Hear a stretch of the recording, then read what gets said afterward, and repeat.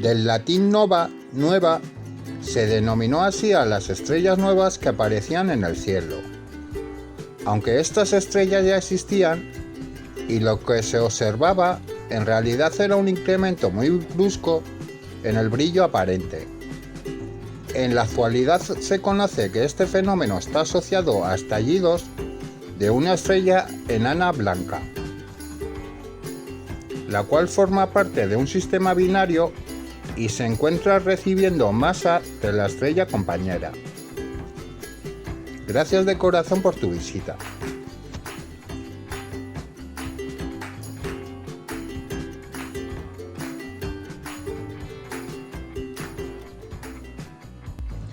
Neptuno es el último planeta del sistema solar que forma, junto a Urano, la familia de los planetas gigantes helados.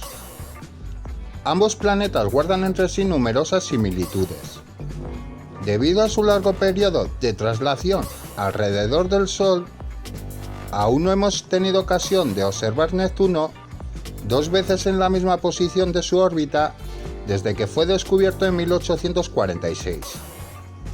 Curiosamente se dice que este planeta podría haber sido descubierto por Galileo más de 2 siglos antes, porque lo observó, pero confundió el tenue planeta con una estrella poco brillante. Gracias de corazón por tu visita y si me dejas tu like, crecerá el canal. Las nebulosas son concentraciones de gas, principalmente hidrógeno y helio, y polvo. Algunas son restos de estrellas que al final de su vida han explotado, y otras, por el contrario, son lugares de formación estelar. Por atracción gravitatoria, las condensaciones de gas y polvo van comprimiéndose, dando lugar a las nuevas estrellas. Las nebulosas pueden ser de emisión, de reflexión o nebulosas oscuras. La rotación del núcleo interno de nuestro planeta se detuvo en el año 2009 y podría estar invirtiéndose. Este tipo de reversiones podría estar repitiéndose cada 70 años. El último punto de inflexión fue en la pasada década de los años 70. Hola, amigos y amigas. Bienvenidos al canal Astronomía y Cosmología. Un equipo de investigadores de la Universidad de Pekín acaba de llegar a la inquietante conclusión de que hacia el año 2009 la rotación del núcleo sólido interno de la Tierra se ha detenido y podría estar empezando a invertirse. Esto hace pensar a los científicos que dicha inversión se produce de forma periódica, alrededor de una vez cada 7 décadas, y puede causar cambios en la intensidad del campo magnético y la duración de los días.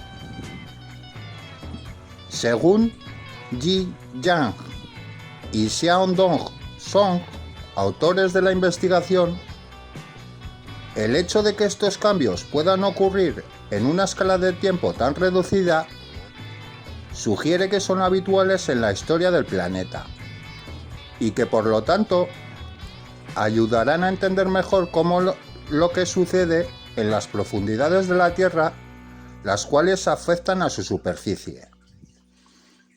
El núcleo interno sólido y formado principalmente por hierro y níquel está físicamente separado del resto de la masa terrestre por el núcleo externo, de hierro líquido, lo que le permite mantener una rotación independiente y distinta a la de la Tierra misma. El giro del núcleo interno, de hecho, recibe su impulso de los fuertes campos magnéticos generados por el núcleo externo y se equilibra por los efectos gravitacionales de la gruesa capa de manto que hay justo encima. Desde hace décadas, los geólogos debaten sobre la velocidad de esta rotación y también sobre la posibilidad de que varíe a lo largo del tiempo.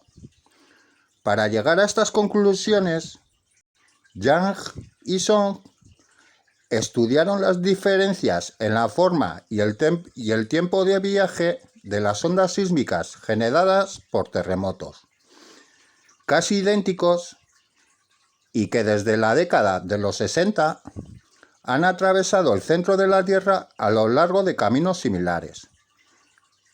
Descubrieron que, alrededor del año 2009, las rutas que antes mostraban una variación temporal significativa, es decir, aquellas que las ondas sísmicas tardaban tiempos distintos en recorrer en cada diferente terremoto, dejaron de cambiar, lo que indica un frenazo, y esto lo pongo entre comillas, en la rotación del núcleo interno que se detuvo por completo.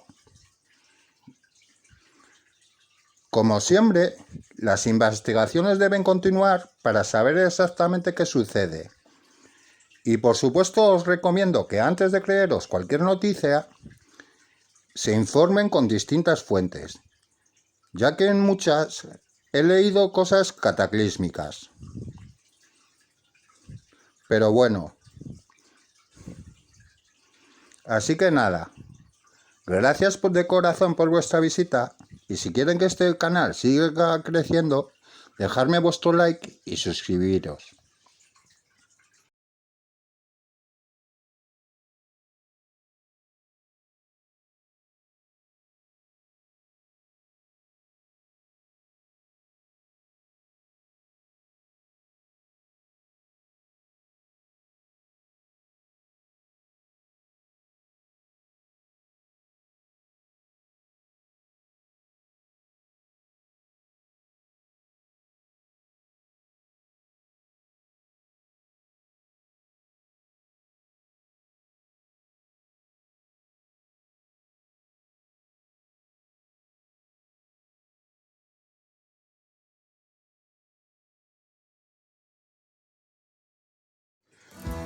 Las nebulosas de emisión pueden estar asociadas a estrellas moribundas, como por ejemplo las nebulosas planetarias y restos de supernovas, o a estrellas en formación, como las regiones HWL. En ambos casos, brillan debido a que son excitadas por la radiación de las estrellas cercanas. Un ejemplo típico de nebulosa de emisión es la nebulosa de Orión. Quiero darte las gracias por tu visita y pedirte que si tienes cualquier duda, la pongas en un comentario y yo te la responderé. Gracias.